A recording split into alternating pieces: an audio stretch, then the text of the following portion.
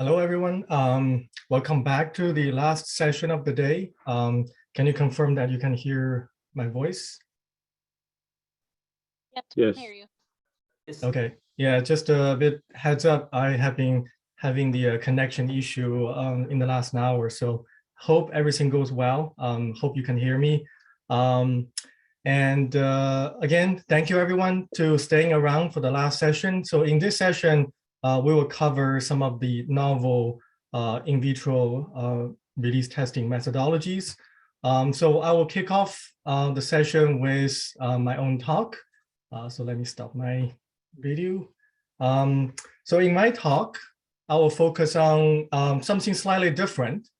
So me and my team, we have been at the FDA, been working on developing release testing method for multiple type of complex formulations over the last several years.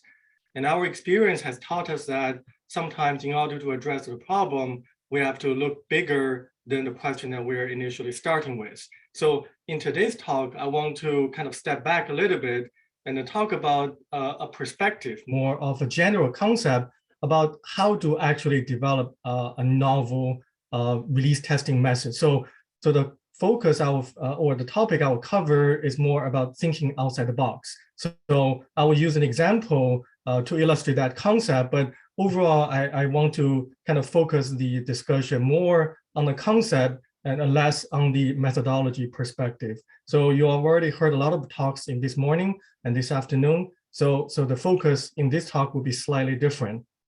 So I will initially start with describing what is the problem we're trying to solve, and then I will start with some of the what is inside or outside the box, and then we'll look at one of the example.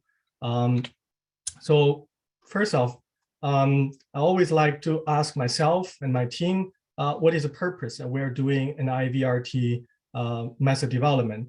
And you can answer many different ways, and as you heard many speakers describing today, sometimes it's for estimate the bioavailability, that is the rate and extent of drug getting available at the site of action, and also can be used to support the product development, initially screening the formulation, getting better product understanding, and also for quality control purposes, of course, to ensure batch-to-batch consistency using IVRT as a method to check.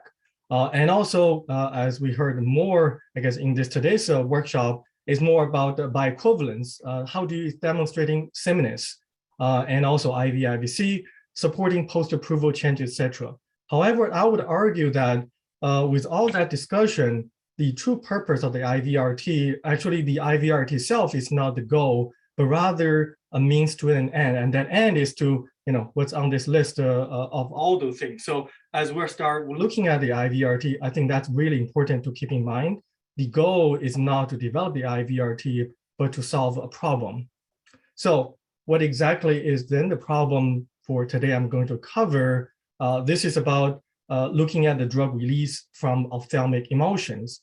And the reason I chose this is actually illustrate many aspects of the complexities. So starting from the formulation itself, as an emulsion is an oil water dispersion, so it has many components in it. As we know, it has surfactant, which is used to stabilize the oil globule. And due to the presence of the surfactant, you're going to have micellar component or micellar phase.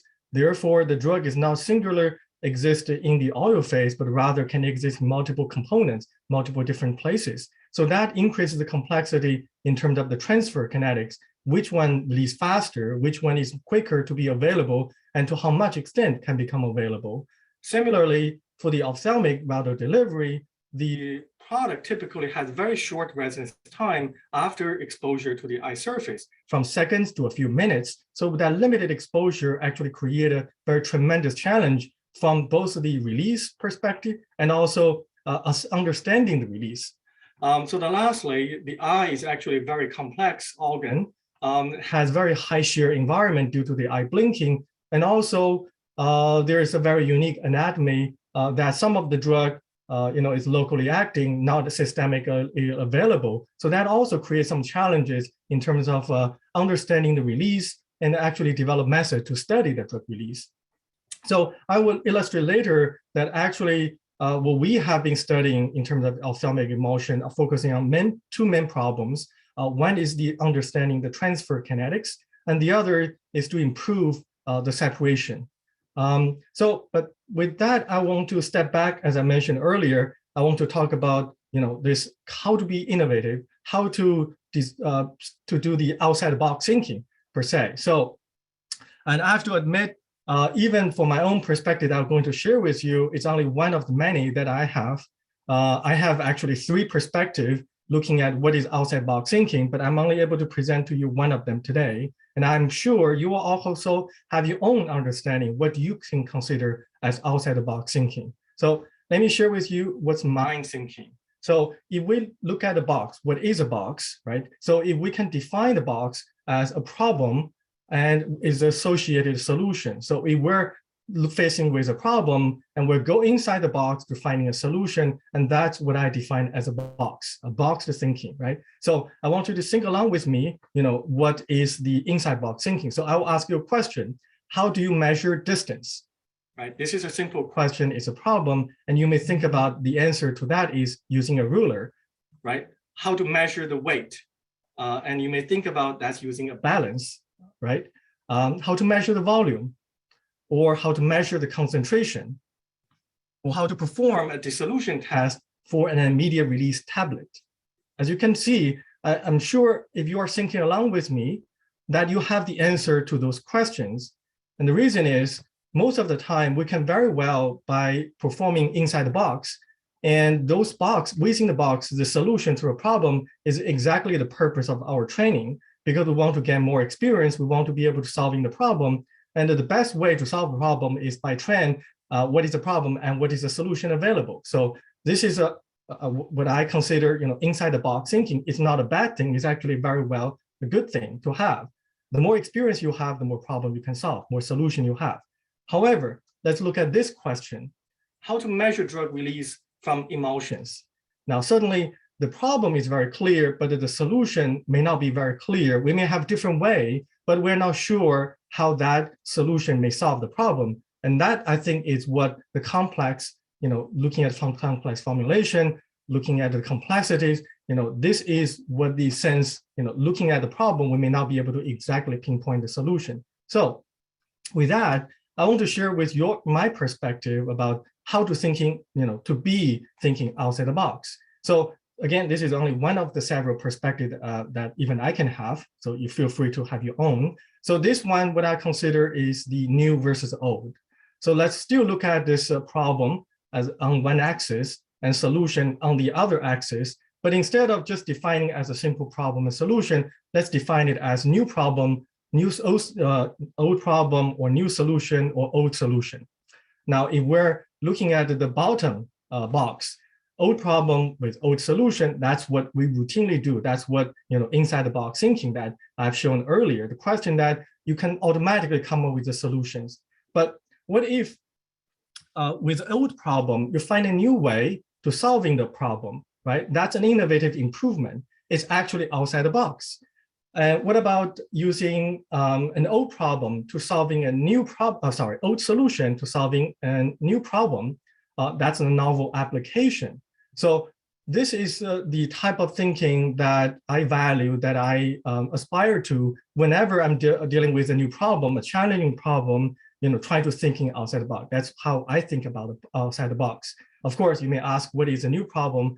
Come up with new solution, and then I would say congratulate you that you are really very rare to actually being able to accomplish that. But I think for all of us, most of us, we probably can do very well by thinking, using a different type of solution to solving a different type of problem, trying to find the best marriage of those problem and the solution. So this is what I'm going to show in the next few slides about what are our interpretation of this kind of using either as an old solution to addressing new problem, or using new solution to address old problem. So let's come back to this problem again to study the drug release from the emulsions. As I mentioned, what we understood, there are two fundamental problems. One is the transfer kinetics, and the other is separation. Due to the time constraint, I'm not able to talk about the transfer kinetics, and some of the speakers actually already share some of our publications in their talk. So I would refer you back to some of the in the literature information. So today I will focus on the second problem about the separation. So again, this is a problem. It's a new problem, and I would explain why it's new. And it's a new problem for the studies of the in vitro release testing. And this problem being the separation. And on the top, you can see multiple complex formulations from a liposome, dock cell, amphotericin B liposomes, or protein drug complexes, or multivesicular liposomes, or nanoemulsion. All of them, even though they are varying in size, they share a very similar problem that in order for the drug to release, the drug has to be removed from the environment. There, in a sense, there has to be a trigger for the release to occur, because in a way, the drug stays inside the carrier system until a trigger happens that release will occur. So in a way, separation is almost the first step to trigger the drug release. Now, if we look at this, there's a common problem essentially for all of this is how do we separate? And one of the key, of course, the goal is if we can separate and also develop release testing method, we want the method to be able to discriminate any changes in the formulation, any changes resulting from manufacturing process changes, right? So that's the goal, but the means is how do we separate? Or the problem we need to look at is how do we separate?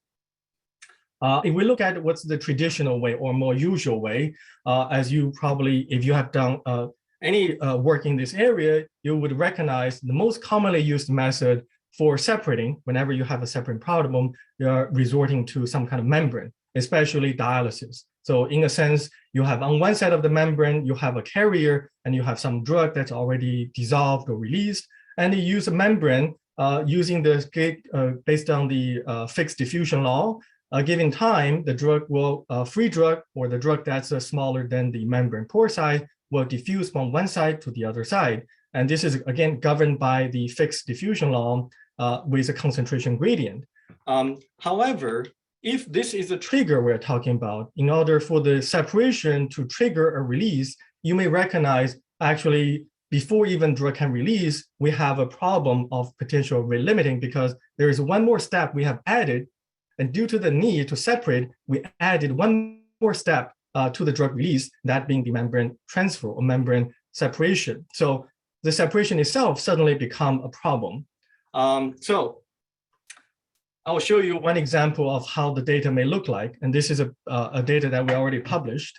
So this is looking at one of the difluprednate ophthalmic emulsions. We're using traditional dialysis method to look into the release. And showing on the right, this is the release data over the course of a few days, recognized few days. However, as I mentioned earlier, for ophthalmic emulsions, typically we're looking at exposure time about seconds to a few minutes. So you may start wondering, what is the relevance of a release testing that is days versus minutes, right? So, but set that aside, let's look at what's something that the dialysis, because of the rate limiting step, what it limit us. One, we have actually here two formulation. One is a smaller globule size, about 80 nanometer, and the other is about 200 nanometer roughly. So we have about twofold differences in the particle size, but we do not see any differences in the drug release characteristics. So no discrimination. Also, as I said, too slow, taking days. And third, we're seeing on the top, this is what's remaining inside the testing device. You can see the concentration is decreasing, even though no more release is happening. What happened is due to degradation. And this is because release too slow, the drug actually is exposed to a higher temperature and a longer duration, trigger more release. And also number 4, there's no multiphasic. I'll partly skip now for that. It's too complicated to explain. So looking at that problem, looking at that solution, so how can we improve it? How can we solve the separation problem? So what the idea that we came up with is instead of using diffusion based on the passive diffusion, based on the driven by fixed law, we want to change that. We don't want to be limited by something that we cannot control. Instead, we want to use filtration.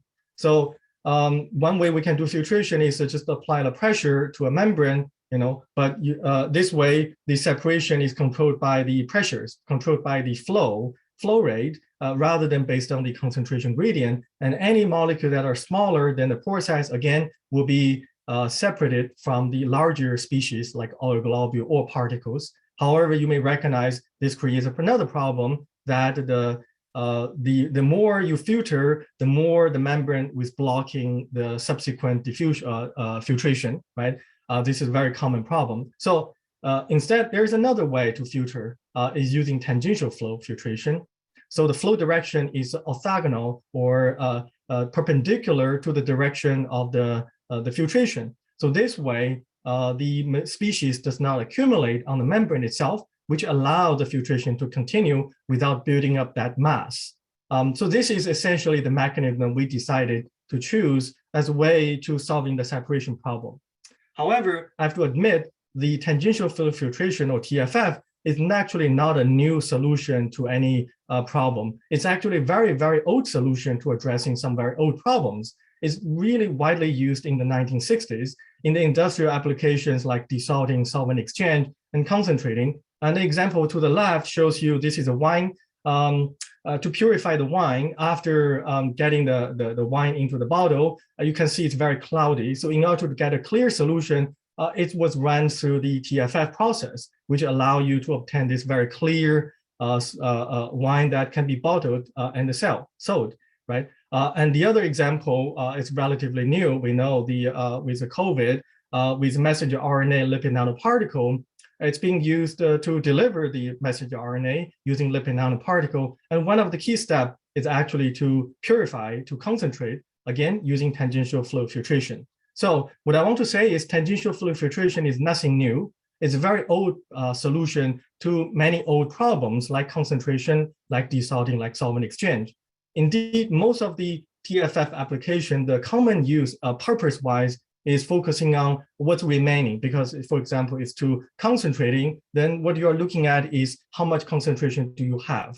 Or to remove some of the viruses, you're focusing on what you are removed. And also, typically, the TFF focus on how much you have left. So recovery or the purity, that's typically the TFF application, what you will be looking for. However, when we are looking at using the TFF to design a release testing method, our focus is looking at not only the rate, not only the extent, but also the rate. How fast can we remove things? And also we want to know not only what is remaining, which is what we call retented, but also what has been removed, or we consider as released drug, so permeate. So this is how we kind of thinking differently of what typically TFF being used for, even though the TFF itself is not a new solution. Now, this is the schematic diagram just to show the setup of the study. We're looking at in the middle, which is a retented reservoir. We have a very low volume here, and using a pump, pumping through a tangential flow filtration fiber and circulating back to the reservoir. So this circle, close the loop, maintain constant volume. And then as the drug is filtered out into the permeate, we are adding exactly the same amount of the solvent that is being removed to maintain, again, constant volume. And during that process, we achieve the separation and analyzing the drug release. Now, I just want to show you a picture. Even though the previous schematic may shows looks very nice and fancy, and actually in reality is very messy. But I want to show you is that sometimes in order to finding new solution or finding addressing a problem, it's not an easy process. Indeed, it took us 1.5 years continued failing until later, 1.5 years later, we start to seeing the first kind of proof of concept type of data. So it is not going to be easy, and it's not going to be straightforward. So if you really want to do something different, you really have to be persistent and keep trying. What are some of the key challenges we have solved? One is reproducibility. Will be solved by using a special conditioning step I will mention later. And also we address some of the challenges with the membrane fouling, which is a degradation of the membrane performance over time, which is very common. And lastly, this does show some promising discriminatory capability when looking at emulsion formulations. So this is a conditioning step that I was talking about. So typically we would flow without a circulation. So this is typically how we use the TFF. You flow inside and the filtrate will come out from one of those two ports. This is the typical circulation. This is when during the experiment. However, in order to reconditioning the membrane, we recognize the importance of the outside of the membrane. Also important using surfactant solution, for example, organic solvent, for example. So we actually designed this closed loop that both inside and outside to conditioning the membrane. On this way, it's kind of open loop. So solution only go one time, go in, go out, and then leave the system. And this is a closed loop circulation. So this way we can improve, revise the membrane so we can reuse the membrane over time instead of have to use a single-use membrane. So how we verify what we achieve what we want to do is we actually in-house manufacture different formulations with different globule size by changing the manufacturing process, which I will now talk about now. As you can see here, we have 3 formulations varying size from 80 nanometer roughly to about 160 nanometer. And we want to look into them to see whether they show any differences in the release. Indeed, this is very, very challenging. The differences in the size is actually not that significant, even though it's about, small to medium, it's about 30 nanometer. And this is also 30 nanometer. Actually, that differences in size may not be, significant if you're thinking about clinical wise. So some of the results, as I indicated, there are 2 vessels, retented and permeate. Retented, we're looking at what's remaining. You can see what's interestingly here, it shows for the pure solution and a pure micelle, it's a single exponential decay, However, for the emulsion, whether it's small, medium, or large, they show this kind of a biphasic decay. And also, I want to draw your attention to the time scale. It's about minutes. So it's about 50% for the emulsion takes about 4 to 5 minutes, 5 minutes to remove the drug. So within 5 minutes, essentially, we removed 50% of the drug from the oil globules. Now, if you have done research in the area of emulsion, this perhaps is really, really fast relative to other methodology that you have seen. And the other thing is, on the permeate side, you can see the formulation do show some discrimination, and especially the small, medium, large size, they show some statistical significance towards the later point. And certainly they are different and they are slower than the pure drug solution or micellar solution. So fast and discriminatory show some potential. And however, we still recognize that this method is still relatively new. We understand it's really challenging even for us to run. So right now, what we have been working on is trying to make it a turnkey solution. We're trying to write our own algorithm to run it so that the operator doesn't need to stay there taking samples all the time, especially some of the controls, feedback controls of maintaining the volume. We are right now writing the software code to actually accomplish that automatically rather than requiring a user to do that. But there's still some progress, some time before this can become fully mature. With that, I want to close my presentation with just a quick thoughts. I think it's really important to think critically. What that means, thinking outside the box could mean that trying to find the solutions to different problems, or trying to find old or new solution to an old or new problem. And it's all about perspective, to expand your perspective. That can help tremendously in terms of solving the problems. Last, I want to acknowledge my team who have been working really hard over the years and being very persistent, never giving up, looking at solving these problems, all my collaborators and also the funding source. With that, I would like to thank you all for your time. And I think I want to introduce our next speaker. Let me see. Actually, it's this person, Billy Smith. Billy, if you can start sharing your screen, let me stop mine.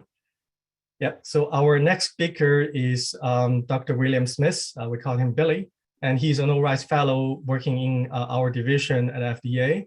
And his research focus is on complex drug formulations from emulsions to implementable polymeric devices.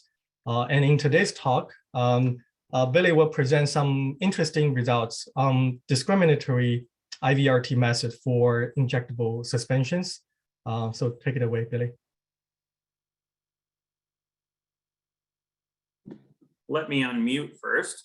Yeah, thank you. So I'm going to actually talk about a case study related to a triamcinolone acetonide intramuscular injection, but it kind of has overarching implications on IVRT and particle size measurements, specifically for suspended products here. So first off, come on. Slide change. There we go. Right.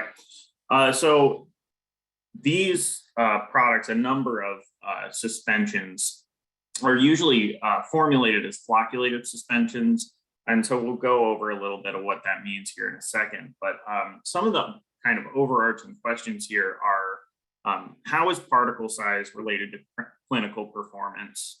And then when you're trying to say, use some in vitro characterization, either a size methodology or an IVRT method, what exactly are you trying to measure? And specifically, is the method that you're using actually measuring what is intended? And this has a big implication on, say, things like in vivo and in vitro correlation. So let's take a look at the product here. So this is our triamcinolone acetonide injectable suspension. It is a flocculated suspension, and so usually these types of suspensions are flocculated because it imparts long-term shelf stability. And so what this means is that you have smaller, in this case, hydrophobic crystalline API particles, and those will agglomerate into these kind of loosely formed flocculated structures. But then those can easily be mechanically redispersed either by, say, vortexing or shaking of the vial. So it goes from something like on the left here, where you have kind of your solid fractions separated towards the bottom after settling, with some kind of dispersing medium above it. Upon shaking, you get this nice, more or less homogeneous looking dispersion for administration. So what this looks like in practice, is something more like this. So this is just a polarized light micrograph of this sample. So you have these, let's see, these primary particles here that are in the 1 to 2 micron range. Those will form these agglomerates or flocculates, basically in these loosely held agglomerated structures that are in the tens of microns. And so again, this is usually a conscious formulation decision, and this can be controlled by the use of things like polymers, surfactants, and electrolytes, which are actually acting to control the interfacial forces between primary particles. And so in principle, it kind of looks something like this, where you have, your repulsive electrostatic interactions that are keeping particles from touching each other. And then you're adding things like, a wetting agent or something to modify the hydrophobicity of the surface, which is playing into the dispersive interaction forces. And the overall potential, basically, you're trying to hit this secondary minimum where the particles are at a specific distance where they do not irreversibly aggregate and form like a cake or a primary aggregated structure. And this just enables the particles to separate again. And so how we actually do a lot of the sizing studies for these types of injectable suspensions, long-acting injectable suspensions, especially in the micron, is using a laser diffraction setup. So here we have this wet dispersion unit where we put our sample. It's carried in some kind of dispersing medium.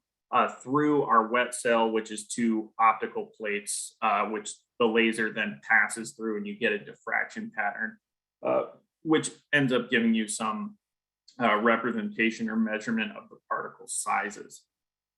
So how does laser and diffraction actually help us look at flocculation specifically? Is that, of course, flocculation is a constantly dynamic process. So particles, primary particles, are constantly interacting and colliding, forming these secondary structures. And again, depending on the shear that is used, these particles can break up and then reflocculate. And so you can actually control the rate at which these things are colliding or breaking up by introducing shear. And we can do that 2 ways in the laser diffraction setup. One, through changing things like the stir rate and the pump speed. And so there is the presence of shear, of course, just hydrodynamically from the velocity within the tubing, but also from the shear caused by the velocity gradients between the blades and the wall of the cylinder. And lastly, we can also introduce an additional shear force by using an ultrasonic probe inline in order to mimic a very high shear environment. So what this looks like in practice here, basically what we have is the same product. We did, each one of these represents a separate injection where we either maintained a constant stir speed without sonication or introduced sonication to represent low shear conditions to high shear conditions. And what you can see here is that in the lowest shear conditions in this part of the study, at 1000 RPMs, you get mostly kind of these flocculated or agglomerated structures where the mean particle size is in the tens of microns. And as you introduce higher shear, you start to see the buildup of this 1 to 3 micron population of primary particles. And so this just is an indication that when you're, setting up either comparative analysis or batch-to-batch analysis, you just need to really be careful about how you are choosing your conditions and making sure that you reproduce your conditions carefully so that you don't get variance between measurements or between people operating the system. And of course, the flocculation process is not a static process, it's dynamic. So here what we have is actually a sonication cycling study where we're tracking the D90 size with the sonicator on and off, and then of course the span or the polydispersity. And basically what we can see here is that as soon as we turn the sonication off, we start to see the reflocculation of particles and the formation of these larger agglomerates. And so this is really important because depending on the methodology you're using, a lot of times people will just sonicate a batch solution and then measure it. They'll sonicate it for 5 minutes and then they'll just measure it statically without an inline sonicator. And so that can actually lead to some variability between measurements if you're not kind of rigorously controlling when you're measuring it, if you're sonicating it, if you're not sonicating it, etc. So kind of one implication of this that we wanted to look at was the fact that when these particles flocculate, they form large, tens of micron agglomerates, and that is actually what leads to the settling of the enhancement of the sedimentation of the particles. And so here we just have a video showing that, within the first hour, the majority of the suspension will settle down. And depending upon the particle size and quantity, you'll have different sedimentation rates depending on the size, as well as sedimentation ratios here, or the total volume of the particle, basically the solid fraction to the dispersing medium. And what's interesting is that these sedimentation ratios, as we measure, actually have a useful correlation to the particle size measurement.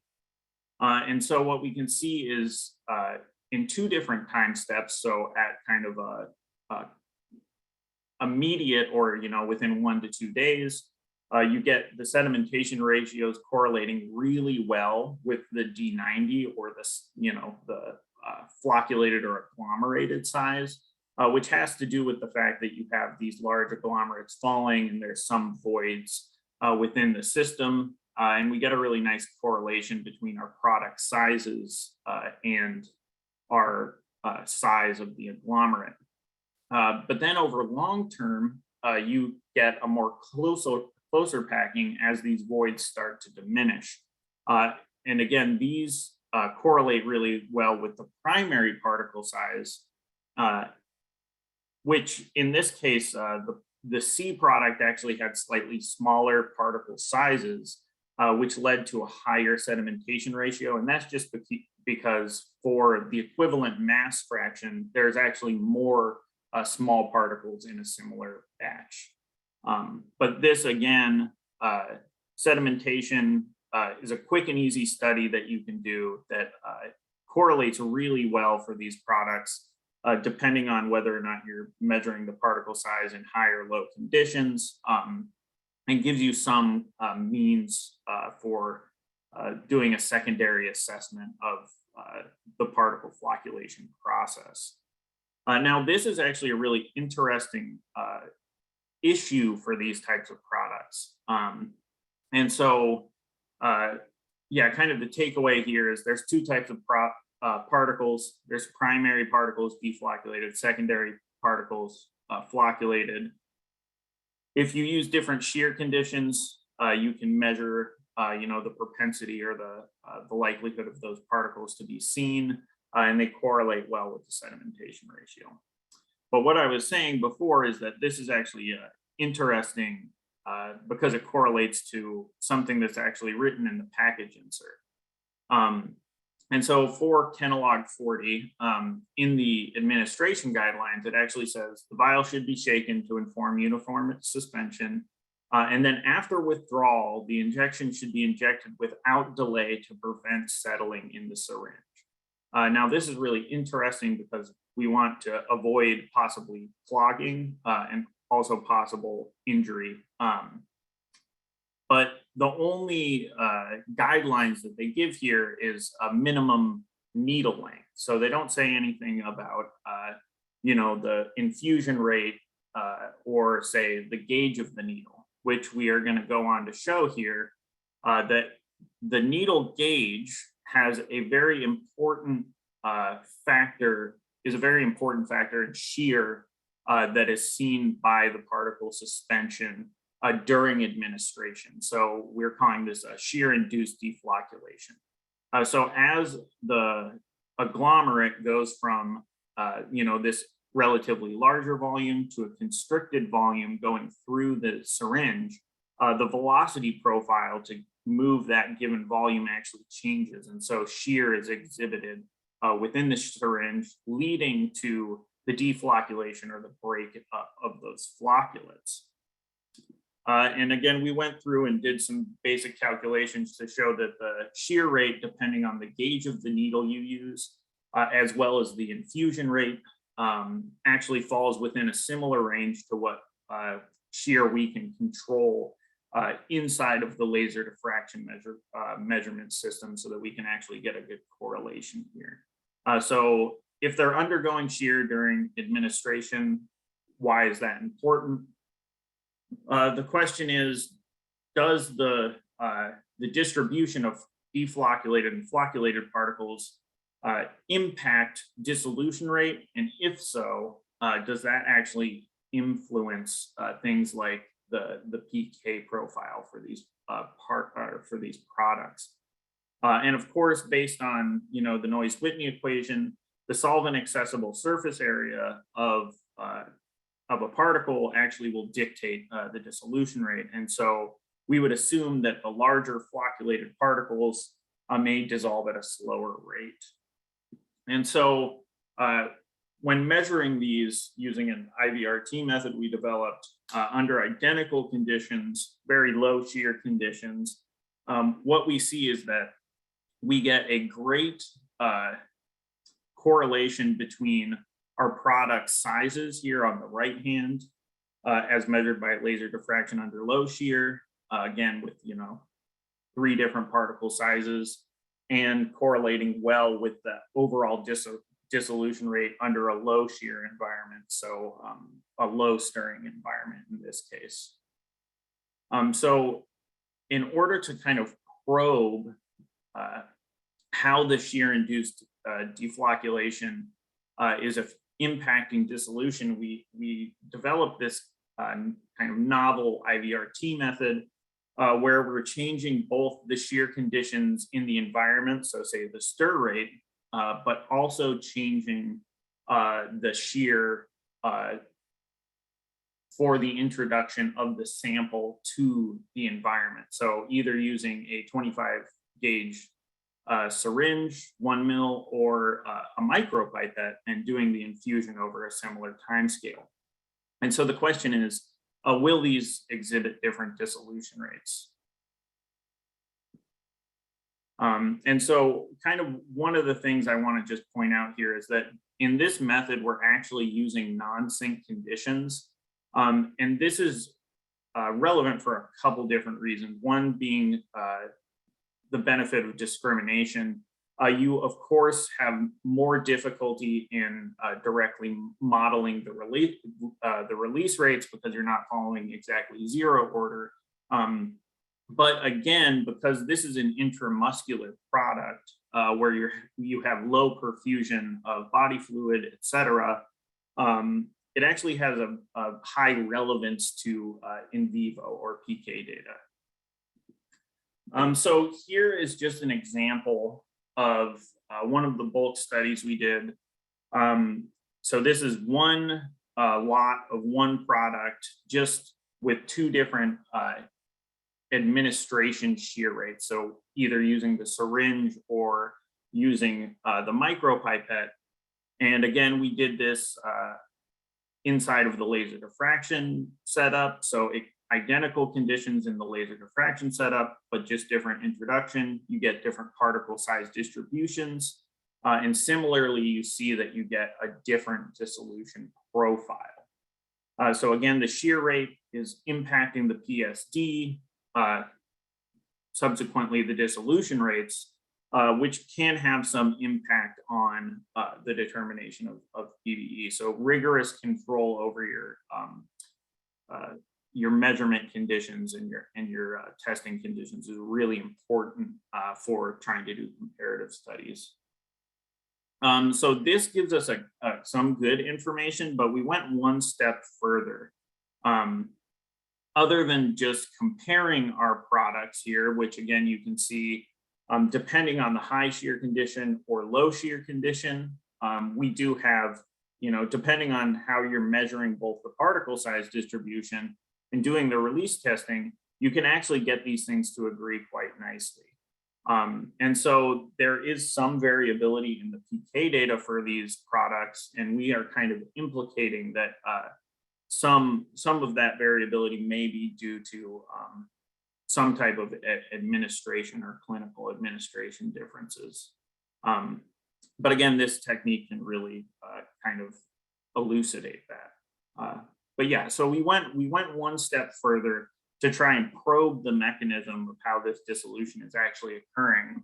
And so what we ended up doing was performing the dissolution testing inside of the laser diffraction setup using a Pion fiber optic UV-Vis probe, so that we could do both dissolution measurement and particle size distribution measurement simultaneously or in situ.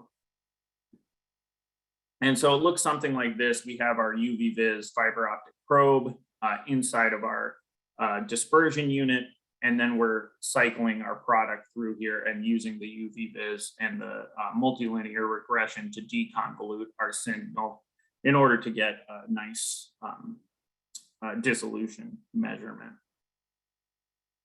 Just a little close up here. So what this actually looks like in practice here is one product introduced via the micropipette over a 3-second period. into that setup with your primary particle size distribution correlated to the primary particle size at dissolution times 0. And then what we can do is we can track the particle size as it dissolves over time. And this looks really interesting because for the low shear introduction sample, you get this really big shift in particle size distribution. So there's some change in the flocculated structure during dissolution.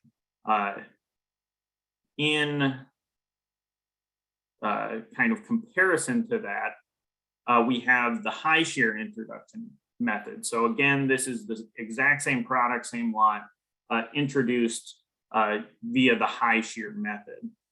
And what you get is a relatively small change in the particle size distribution and a relatively fast dissolution rate, which is again indicative of smaller particles or this being a deflocculated suspension.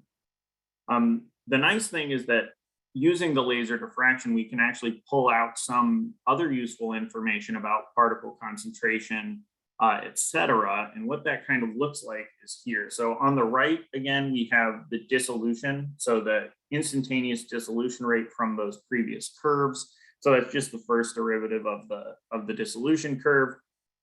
And we can see we have kind of two distinct types of behavior happening here, where we have more or less a nice exponential decay for the high shear, which is a pretty typical dissolution behavior.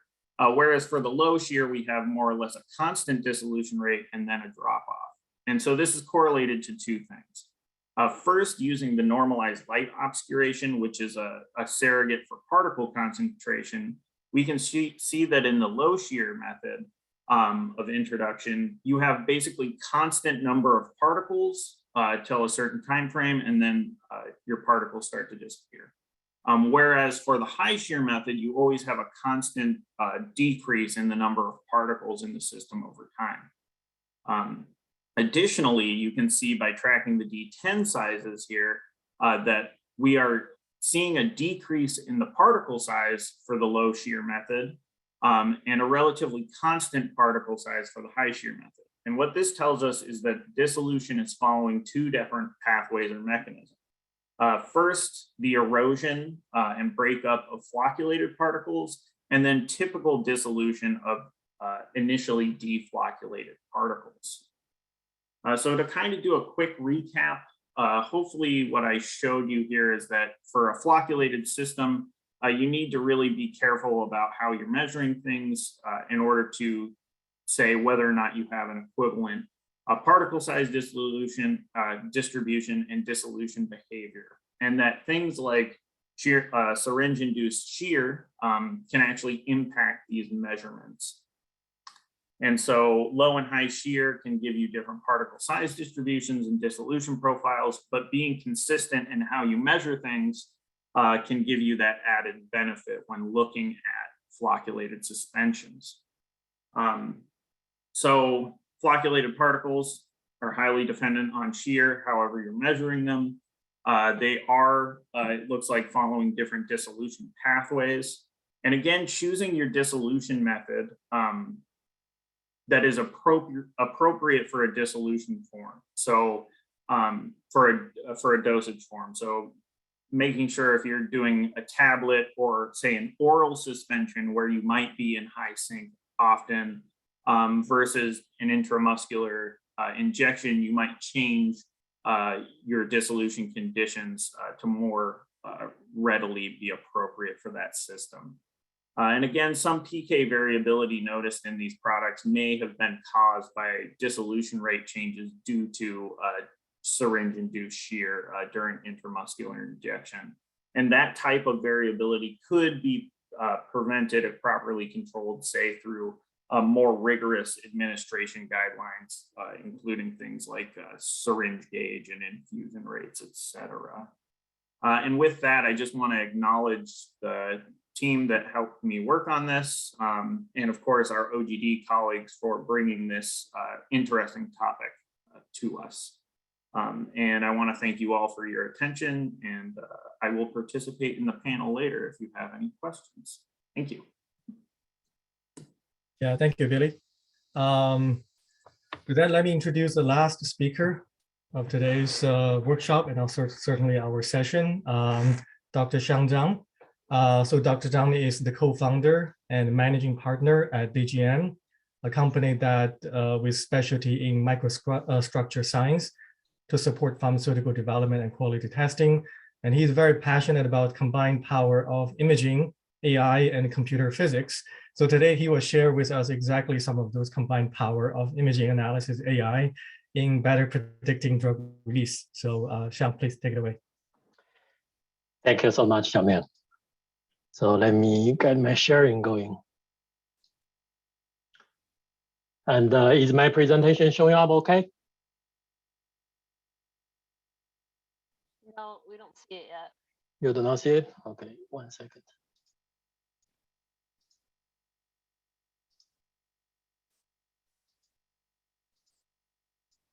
How about now?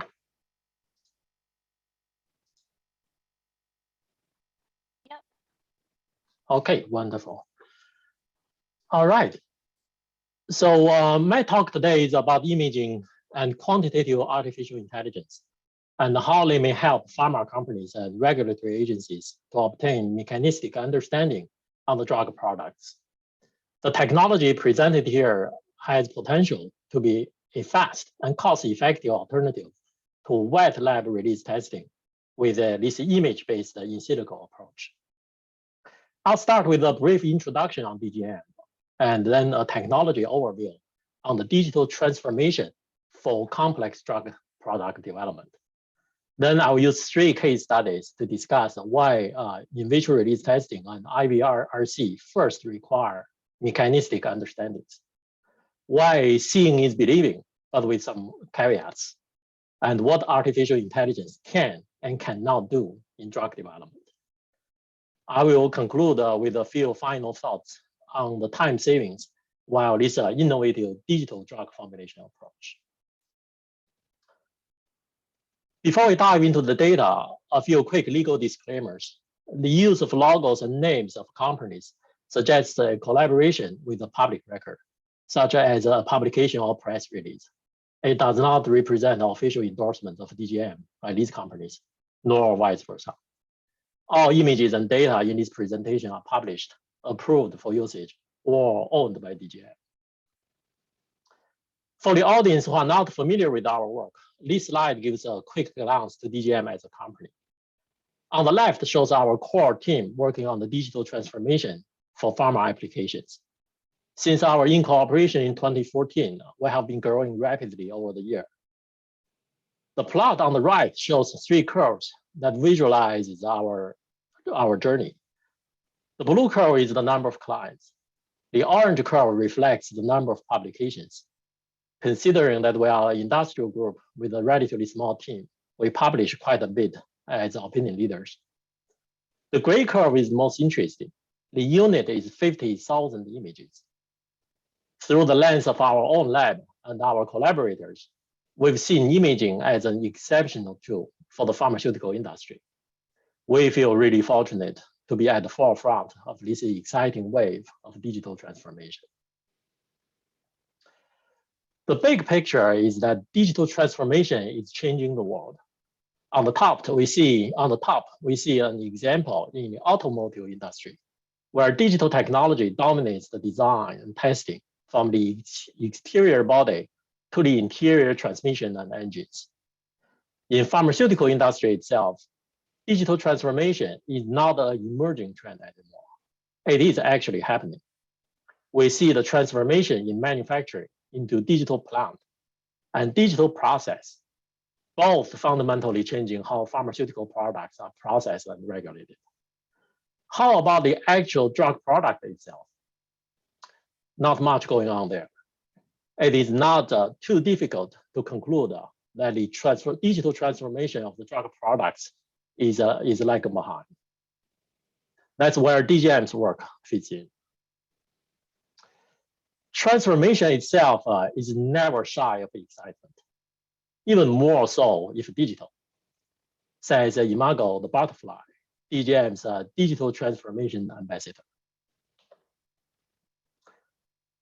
Our mission is on the digital transformation of the drug products, drug intermediates, and drug substances. The end game of this transformation is to bridge the process and formulation with product quality and dissolution performance. The golden key to this bridge is microstructure. On the left of this slide, we show a long-acting implant treating age-related macular degeneration. From the photo and the scale bar, we can see the implant is fairly small. This tiny implant, however, will sustain drug release over 4 months, which is a daunting engineering challenge. The implant needs to encapsulate enough drug load, achieve desirable efficacy, and sustain a release rate fitting a specific therapeutic window. Each task by itself is difficult enough, but the implant has to meet all requirements at the same time. Through the method presented here, this implant product is digitally transformed into three-dimensional models containing the API network, the polymer matrix, and microporosity. The digital transformation of the product, as shown on the right, enables further transformations of its development in a way like never before. How did we exactly transform drug product development? This slide shows 3 primary technical elements of this exciting journey. We start from a reimagination of imaging. These images can be acquired in our lab from samples or collected by our customers. In our lab, we primarily focus on these 3 techniques: focused ion beam scanning electron microscopy, or FIB-SEM, mosaic field view SEM, and X-ray microscopy, or XRM. On the top left, a control release ibuprofen pellet is visualized with focused ion beam cross-section. We can see clearly drug particles embedded in a rich polymer matrix. On the bottom left, X-ray microscopy was used to image thousands of spray drying particles. In the middle left, mosaic SEM images were collected at 10 nanometer resolution over a field view of millimeter in size, bridging the high resolution in FIB-SEM with the larger field view of XRM. Since the majority of our imaging experiments are done in 3D, we collected a massive amount of images. A suite of AI-based image analytical tools are designed to extract quantitative information from these images automatically or semi-automatically.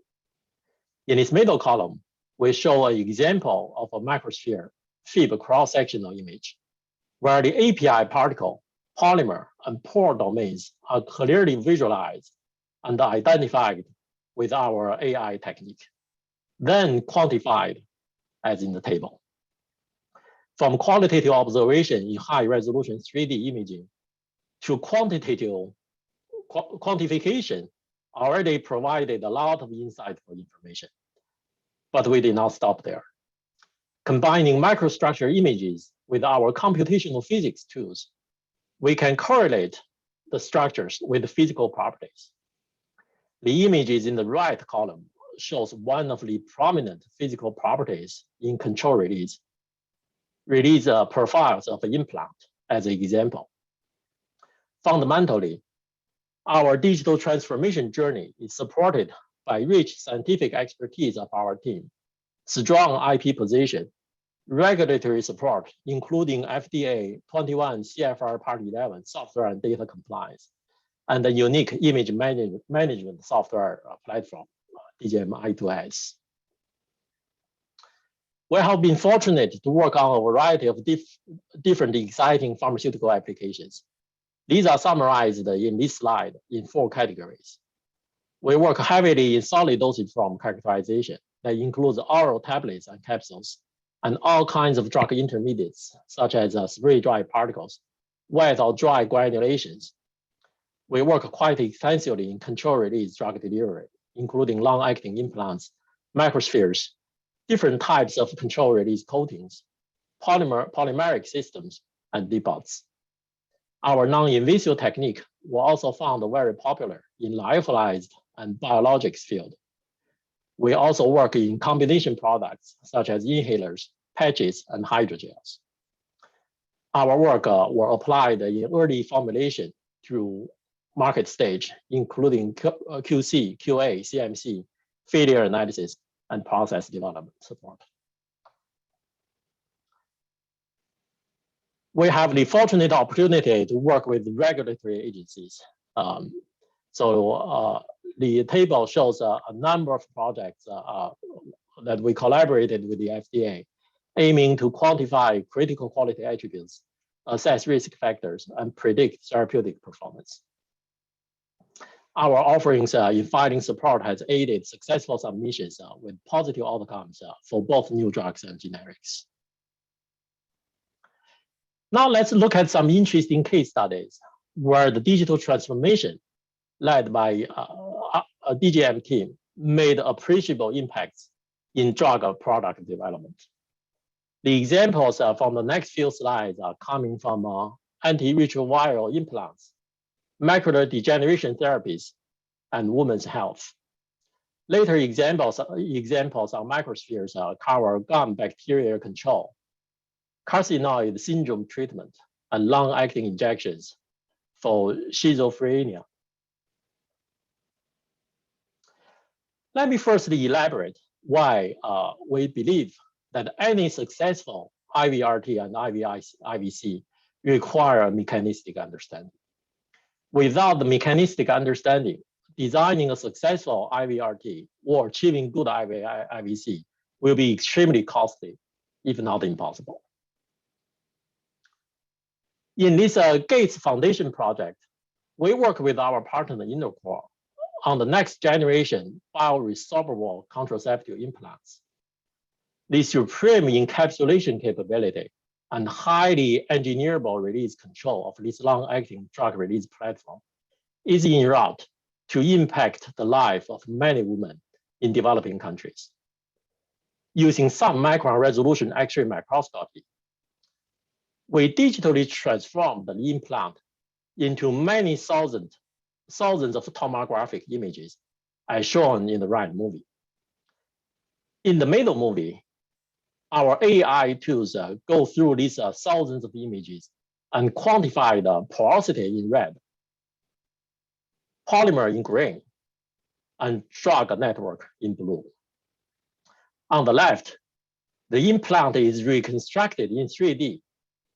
This digitally transformed implant contains all the DNAs of the actual implant product, such as API particle size, API uniformity, and porosity distribution. Using this imaging and AI framework, we can track drug release from this implant over time. The top row showed 4 time points during an in vitro release experiment. Time 0, 28 days, 56 days, and 84 days. We can see by 28 days, a clear release front was developed. By 56 days, the outer layer peeled off as the release continued.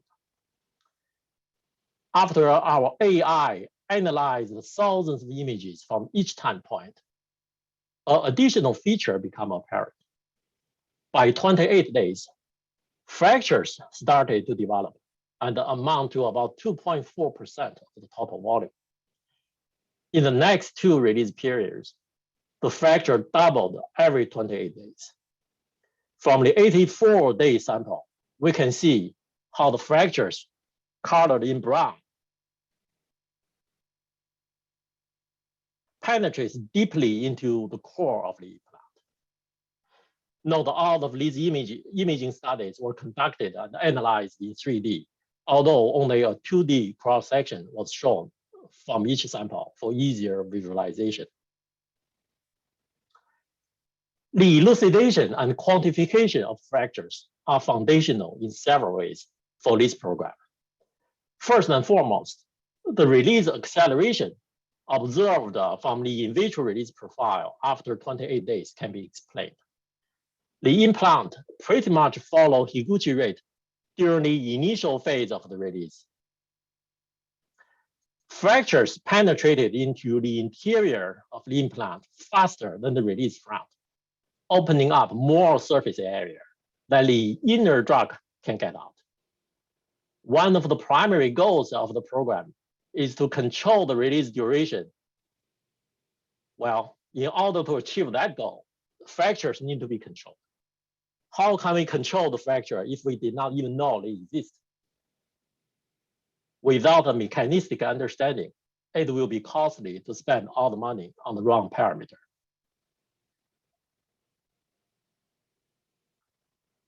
Only with a mechanistic understanding, a release system can be modeled. In this project, our initial prediction shown in the top left plot captured drug release amount at about 75 days. However, the release rate before and afterwards were both off. With the inclusion of fracture model and porosity model, we are able to predict drug release more accurately for this complex long-acting implant, as shown in the middle plot.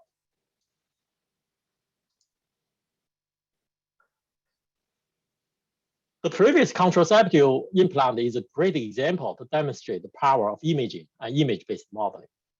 But is seeing always believing? There are some caveats. Just like when we enjoy the speed of driving, we do need to remember to put on seatbelts. This is the ocular implant that we've seen earlier. Now let's take a closer look at some of the cross sections of samples during a tech transfers study. Here we show two implant samples. The left image shows a cross section from a lab batch. We clearly see some aggregation of API domains. On the right, a GMP batch sample is shown. Visually, the distribution appears to be more uniform. We can see that porosity from some spray-dried particle voids has been preserved. Another interesting investigation by itself. Now that's only one cross-section shown from each implant. Some aggregates on that cross-section does not necessarily mean that the left implant is problematic. The caveat here is that we need to fully quantify the uniformity of the drug in 3D. That's what we did with the help of our AI platform. On the left, API uniformity was plotted along the extrusion direction. 4 samples were quantified. The yellowish curve corresponds to the lab batch. We can see clearly along the extrusion direction, there is a non-uniformity in the drug distribution. For the 3 GMP batches at different drug loading, the drug distribution is more uniform. Along the radial direction, similarly, GMP batches have more uniform distribution than the lab batch. Here is another seeing maybe deceiving story. The geometry uniformity is another important quality attribute for ocular implant. Nobody want to have a spiky rod in their eye after all. The lab batch on the left appears to be reasonably circular. Once we compare it with a GMP sample quantitatively, we see drastic difference between the two. In the bottom left plot, the equivalent circular diameter, the length, which is the longest dimension in cross-section, and the width, the shortest dimension, were all quantified for thousands of cross-sections. The diameter, shown as blue curves, is a 500 micron for the GMP batch. That satisfies the design specification. The lab batch, however, is only about 400 micron.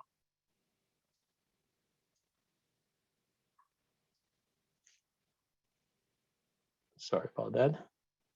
Trying to get my point here. Yeah, 400 micron.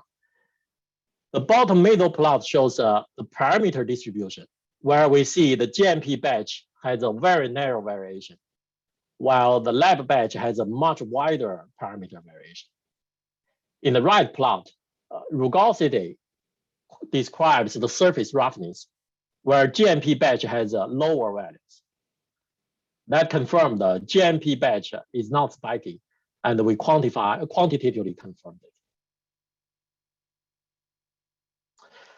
I've mentioned artificial intelligence several times, and that is indeed a very hot topic. Let's spend a couple minutes to do some demystification. AI is as good as its human designer. It can do a lot of powerful things. However, it is not magical. We need to understand both its power and its limitations. Let me start with an illustration of typical drug formulation design workflow. We start with the formulation design. Samples are then characterized, providing some physiochemistry information. Often, end analysis such as dissolution or stability tests are required. Correlating the characterization and end analysis results back to the formulation design inherently require a lot of guesswork due to a lack of mechanistic understanding.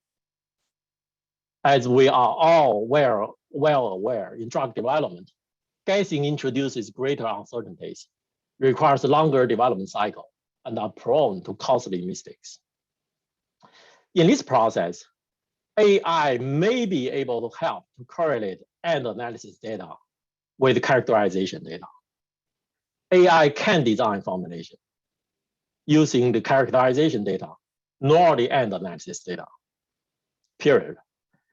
Why is that? Because the sample is treated as a black box. If AI has never been trained on the interiors of a black box, it cannot predict what's going to happen to a brown box.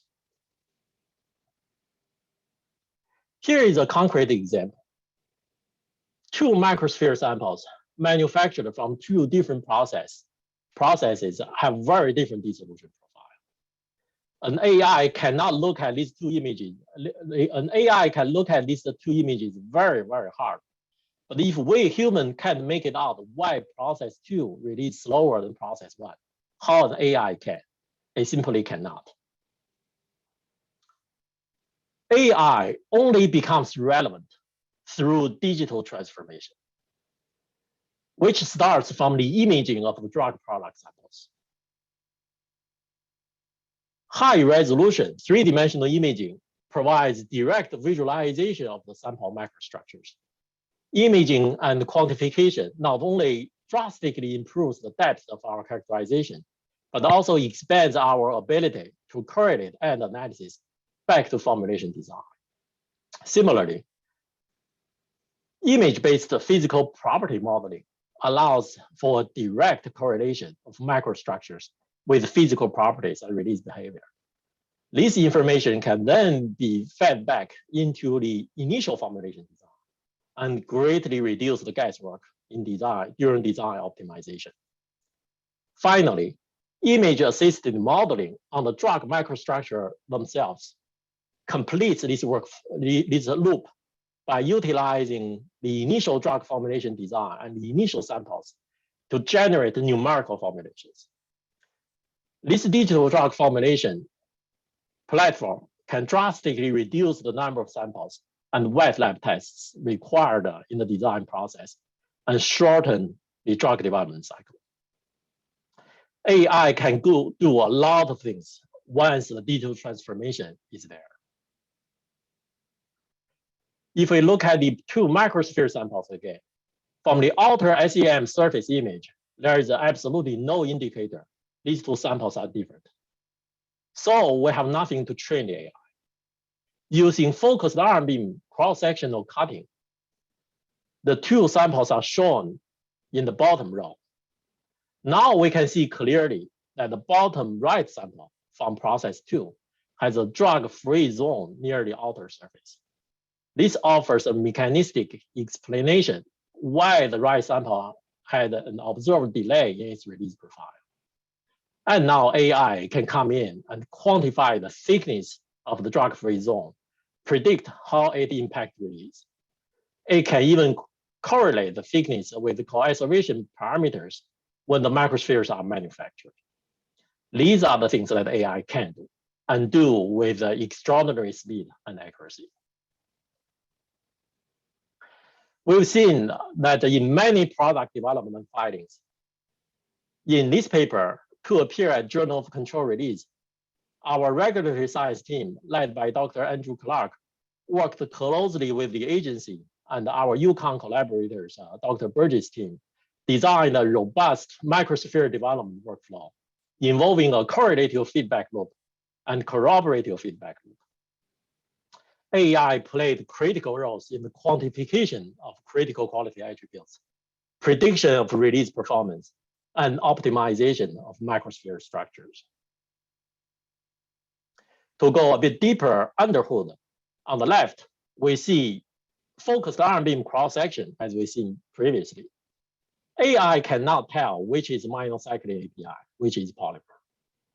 Only with the confirmation of the unique chlorine element using energy dispersion X-ray spectroscopy, AI can now transfer that knowledge to many thousands of similar images and associate light gray API to green, black porosity to red, and dark gray PLGA to blue. The quantification and release prediction modeling can then proceed. How about the transfer of knowledge from one single microsphere to many thousands of microspheres? That's also where AI is better than us humans and can help. In this other manuscript we're preparing as a complete AI solution for microsphere development, in this correlative workflow, focused ion beam scanning electron microscopy digitizes single microspheres and primary API distributions. X-ray microscopy, on the other hand, digitizes many microspheres. AI corroborates the intra-microsphere knowledge and inter-microsphere knowledge and help us to achieve representative release model. Let me close with a few economic notes on digital drug formulation while digital transformation, imaging, and AI analytics. For the ocular implant project, we've imaged a few dozen implant samples, 8 from lab batch, 7 from GMP batch, as shown here. The full parameter space studied include 2 facilities, 2 polymer LG ratio, 5 drug loadings, 2 extrusion temperatures, and 2 types of API counter ion. With the digital transformation, the characterization and release evaluation over the full parameter space was completed in 12 months. It requires a bit more effort in the initial imaging and digitization, but the payback in saved time, improved product quality, and optimized process is many times higher. Also remember, this data can be reused forever. Using AI and powerful T0 image-based release prediction, we captured the initial burst extremely well in blind prediction. After introducing polymer degradation model, we further improved late-stage prediction accuracy. These data were published last year by Journal of Pharmaceutical Science as one of my favorite papers. For lengthy, expensive in vitro and in vivo testings, we won't be able to eliminate them anytime soon, but we can reduce them and save a lot of time and money along the way. One image was thousands of words.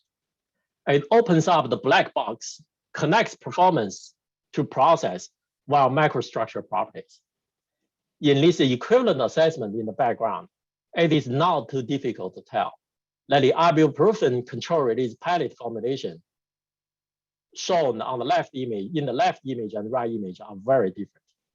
The left shows API particles dispersed nicely in a porous polymer matrix, sustaining 8-hour release at nearly constant rate. The right formulation in comparison is extremely tight. How the drug gets out in 8 hours? Well, through matrix swelling and fracturing, which leads to more chaotic release rate from the right sample.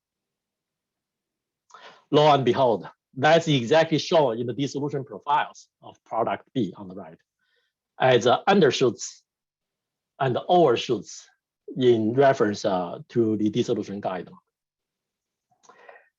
With that, thank you all for your time and attention to this presentation. There's a lot of work that I could not possibly include in a 20-minute talk. I welcome all of you to check out our websites and reach out to any of our team members to discuss your complex drug development challenges. Please join DGM, your trusted microstructure partner, to change the world one image at a time. Thank you all. Thank you, Sean. Okay, let's welcome all the speakers back. Please turn on your camera, and also we have 3 more panelists that's going to join our discussion. Let me introduce the 3 additional panelists that has not been introduced before. First, we have Dr. Jie Shen. She is an associate professor in pharmaceutics at the University of Rhode Island. And her research covers many topics that we discussed today, like IVRT and IVIVC for complex dosage forms. And also we have Dr. Pranali Chatterjee, and she is the pharmacologist and a reviewer in the Division of Biopharmaceutics in FDA. She has extensive background in the cross-discipline area of in silico, in vitro, and in vivo ADME studies. And lastly, we have Dr. Yuriko Harigaya, and she is the clinical pharmacologist in the Division of Bioequivalence in OGD. And she has extensive experience in the assessment of a variety of complex dosage forms, including ophthalmic, topical, transdermal, and inhalation product. And she has been involved in the development concurrence of many product-specific guidances for complex formulations. With that, I would start the question to all the panelists. This is a question just getting started. I would like to start with maybe the 3 panelists who has not talked today, and then I'll come back to Billy and come back to Sean. So this question is about the motivation. So what's your motivation? What's your, what do you think about in terms of novel IVRT method, as our session is focused on the IVRT, novel method. So I want to get a sense from your perspective, what's your motivation? Maybe I'll start with Jie, and then we would come to Pranali and Yuriko. Jie, can you get started? Yeah, thank you, Xiaoming, and thank you everybody for still being here in the afternoon. I think we heard a lot about novel IVR method today. I think to me, probably very similar as our great presenters this afternoon. So we try to solve some problems, and because there is no compendium or general guideline on some complex dosage forms. So I think that's a very big motivation. So we want to develop some novel or new IVR method to try to mimic or capture the complex or dynamic in vivo process to better understand the drug release mechanism from different types of complex dosage forms. Okay, thank you, Jie. Pranali, do you want to share your thoughts? What's your motivation? Oh, sure. In Division of Biopharmaceutics and ONDP, we review a lot of ANDAs as well as NDAs. And for NDAs as well as ANDA applications, we do get a lot of novel dissolution methods, IVRTs, for complex dosage forms, especially for ophthalmics. And I was following all the developments for the ophthalmics, and that has been especially for the ANDAs, that has been something that we have been entertaining, especially novel techniques, because of the reasons you mentioned, from quality control perspective, for SUPAC changes later on down the road. Not more so for IVIVC, because earlier in the session somebody did mention about the bioavailability studies, where the amount of drug that is that can be detected is very low. Because of that, We in Biopharm, we are more focused on novel methods for the ophthalmics for more from quality control perspective. Yeah, thank you. Thank you, Bernardi. Yuriko? Yes, I agree with G and Panali.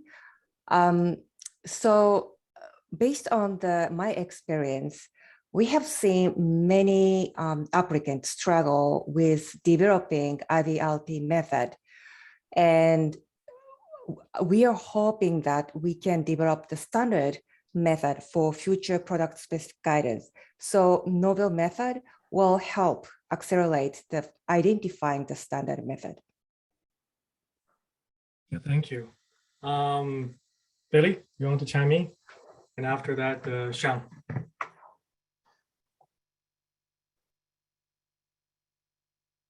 Yeah, I think, you know, it depends on the system a lot of times, because as you kind of said in the out of the box example, which part you're on, because you could apply a novel in vitro release test method to an existing product that really doesn't need it. And I feel like sometimes, or doesn't need it, it already has existing, you know, release test methods.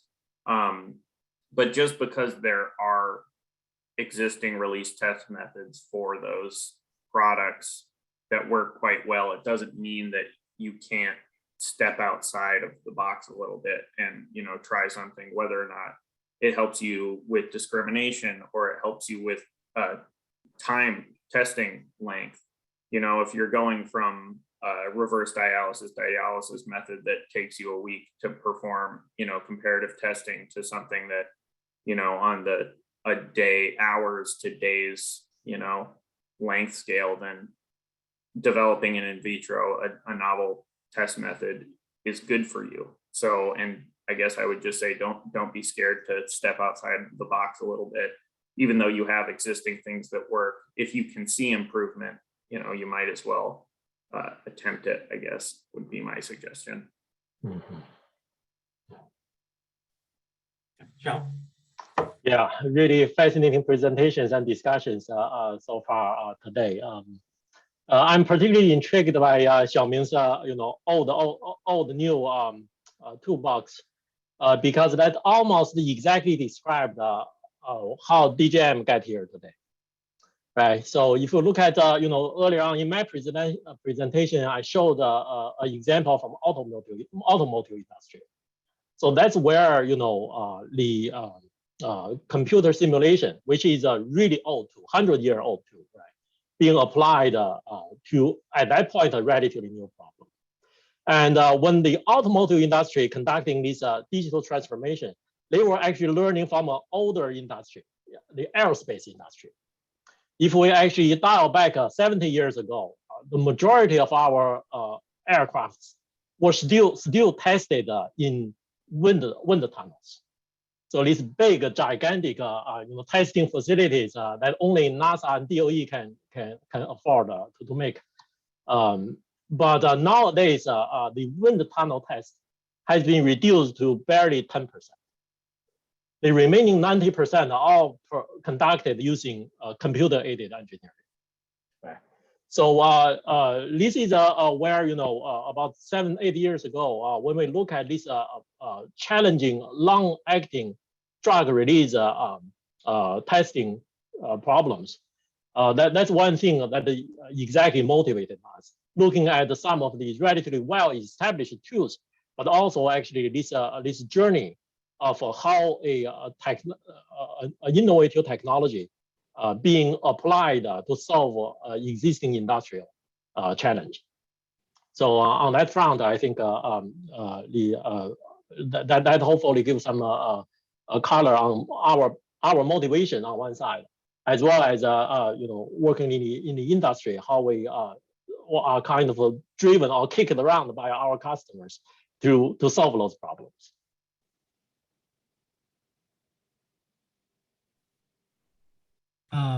Thank you. I don't know whether you noticed, but I was out for a second.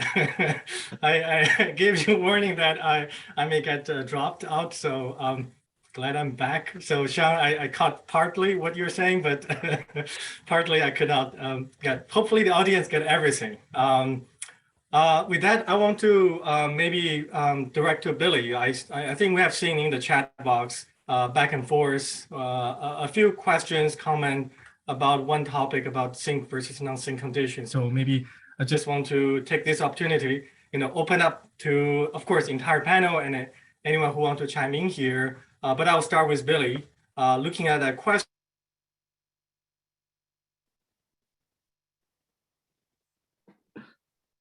We'll see if he comes back. Xiao Ming, are you there? Let me see if I can find the question.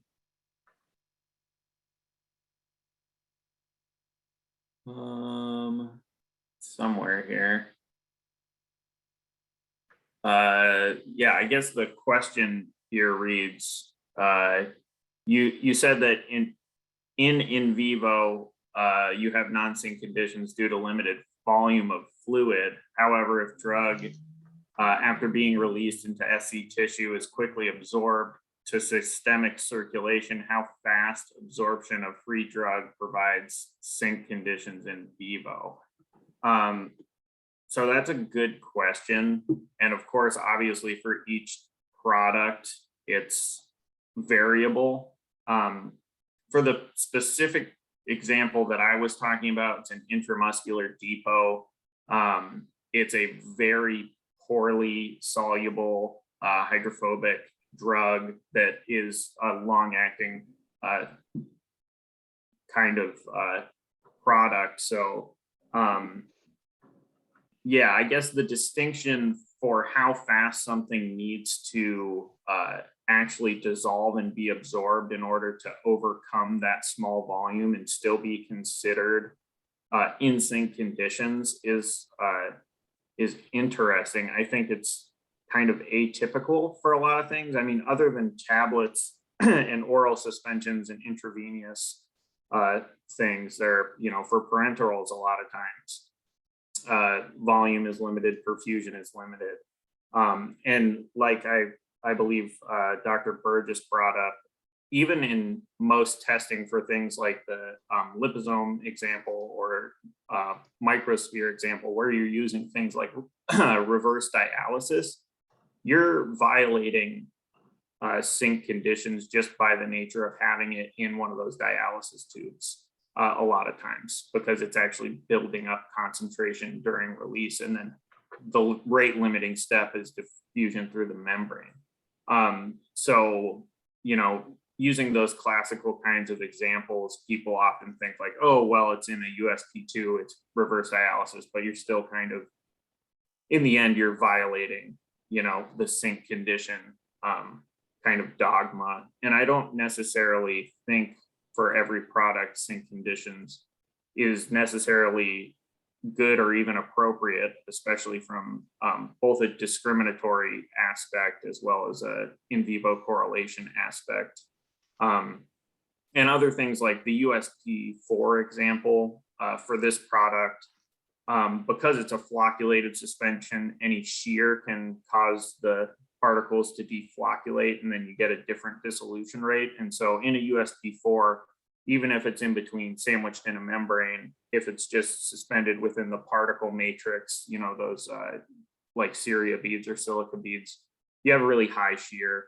And so that again goes back to sink conditions. And so I think choosing sink over non-sink conditions just ends up, being, do you need more discrimination? Do you really need to measure the zero order rate constant? What's really important to what you're doing? Because in the end, a lot of these things, it's about reproducibility and consistency. And for difficult products like that, it's more important, in my opinion, to develop an IVRT method that's highly reproducible, but in the end provides some discrimination and then hopefully has a correlation to in vivo performance. So it kind of starts at that end and works the other way. So I don't know if that fully answers the question, but.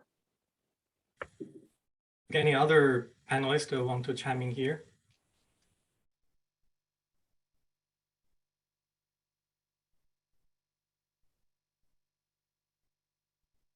Okay, I hope you can hear me. Hopefully I'm still live. Okay. Kind of happening at the worst time of dropping the connection. Yeah, I just want to chime in also here a little bit. I think, as Billy mentioned, I don't think it's a universal solution or universal decision, sync versus non-sync. Really is limited by what is the purpose, as we are trying to aiming for either establishing better correlation or establishing reproducibility or improve reproducibility or improve the discriminatory. Sometimes by limiting to what we accept as normal may actually constrain what could be potential possibility, accomplish the goal that we are trying to achieve. So I would suggest, or I think certainly it's not a universal agreed, I think, a type of situation that whether we should use sync or non-sync, but I would really emphasize what is really the purpose and what could be really beneficial. At the end of the day, I think if we have a good method that achieve its intended purpose and provide better understanding, I think whether or not which way we choose is just a means, it's not an end goal. So anyway, thank you for the discussion and thank you for raising that question through the chat. So my next question is for Xiang. I think you got a few questions, but I'll try to rephrase and here, and also just based on your talk about the digital transformation. I think the example that you showed is very powerful. So I want to kind of be proactive here, asking, what do you think about whether we will be ever in a stage where the digital twin of the system through simulation, through reconstruction of the object in a digital world, can it ever replace a physical test like the IVRT measurement? Because in the end, we are measuring the same thing, the same object. It's just that one is potentially can be entirely in a digital world, a digital twin as we know it, versus a physical. Do you think there will be a possibility, into the future? Is there a possible? If it's possible, what are potential challenges and the barriers?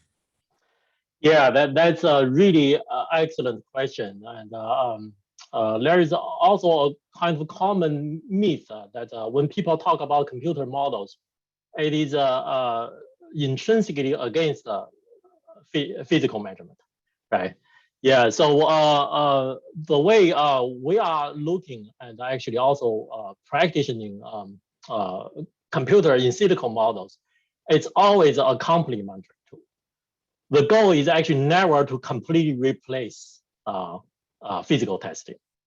It's complementary, and it is designed to greatly reduce the testing and narrow down large parameter space, which may require a lot of testing, costly and time expensive, and then quickly focus on the lead formulations and need process conditions. So we test on those. So that's the basic premise.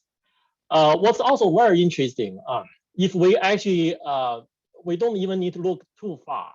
Let's look at laser diffraction. Let's look at any kind of measurements. There is always a model behind those data somewhere, right?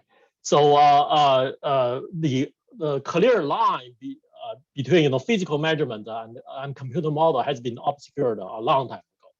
Okay? It's a matter of how we collect data, which is used to essentially train our model, numerical, statistical, or AI, and then how that model further close the feedback loop to further inform we do better experiments and measurements. Okay, thank you, Xiang. I think we're closer to the session time, so I will try to ask a question that everyone can chime in here. And based on what you heard today, many sessions, many speakers, well, especially our session about the novel methodology. So in your opinion, what are the type of formulation or the product that can benefit with some new novel IVRT method? So maybe I want you to think about, what are the challenges, maybe something you are working on, something you heard in today's talk. Again, I want to go from each panelist to get your thought about what do you think, if you want to identify a research topic and an area to address in the next few years, what are the type of the IVRT method you want to develop for what type of formulations? Maybe I'll start with Jia again. Thank you, Xiaoming. That's a very good question. I think we have heard a lot of talks today, and many talks mentioned about developing suitable or good new IVRT method for different types of complex dosage forms. You ask about what, to all the panelists, what we would like to work on in the future. So to that point, I think I'm very interested in developing method that can be applied to different nanoparticulate or microparticulate systems, and also for long-acting dosage forms. Also, there are, I think, one or two comments mentioned today about developing methods that can be applied to locally acting formulations or drugs. I think that's also very important and challenging. So those are the formulation or dosage forms that I think we need to develop good or better IVRT methods. Thank you. Okay, locally acting and long acting. Okay, Panarli, what do you think? I will second that, especially for long acting. And we have, and today we have already listened to quite a few talks about the real-time release and the the accelerated release, and that is where we always have we have a lot of discussions because of the fact that the real-time release is faster, and having a method that can be used to develop IVIVCs would definitely help in this area. That is one thing, and also for part of the intravaginal rings and those type of locally acting, actually, yes.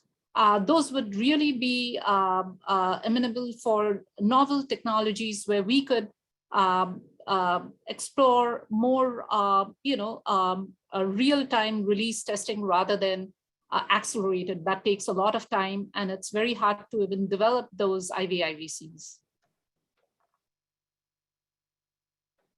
That's all.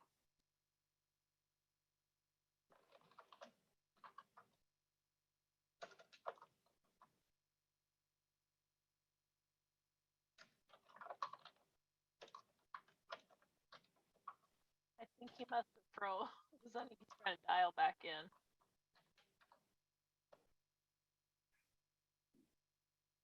Someone want to go next about their closing comments?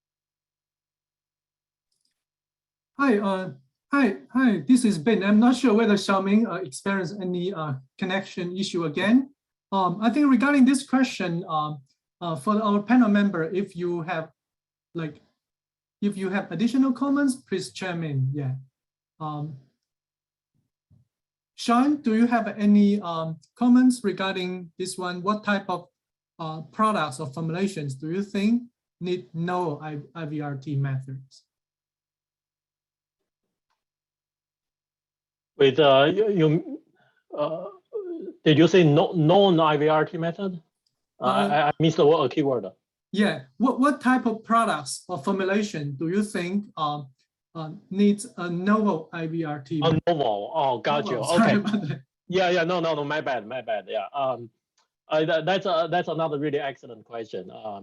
So actually going back to looking Xiaoming's intellectual framework of using existing tools to solve a new problem, right? So initially we were primarily identified long-acting systems as the main forefront driver for innovative methods. Right. That's for a number of reasons. I think several FDA colleagues has elaborated them already really well.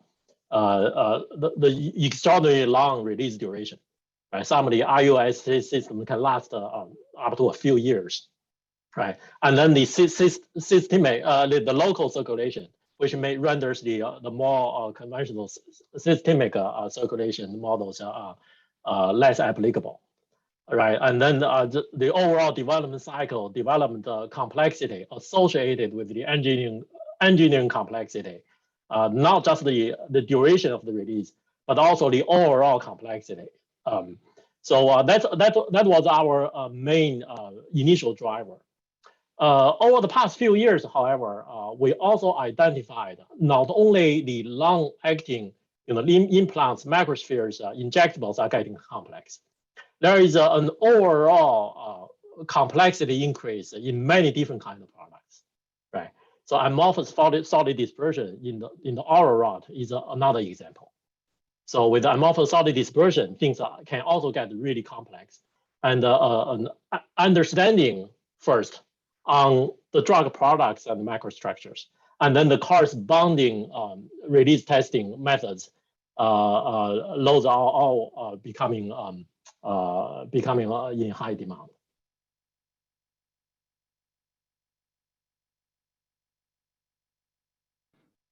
Yeah, I agree. I think definitely long acting is a big one, especially making sure that you can demonstrate accelerated release methodologies that don't alter the fundamental mechanism of release is really big, because you can do all types of accelerated release studies that may fundamentally change how the product actually is releasing the drug. So something like that is very difficult.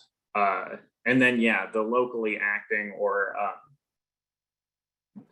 products that require some interaction. So either protein binding, partitioning behavior. So like in the case of nano-emulsions, where you have a highly hydrophobic drug that if you were trying to do a USP2 release study, you would never have the propensity for the drug to be released just because of the thermodynamics. And you have to develop some manner of coaxing out the partitioning into a second phase, or any of those kind of behaviors are additionally very challenging. And so I believe both of those kinds of what was originally said, those are definitely the two big areas in my opinion currently.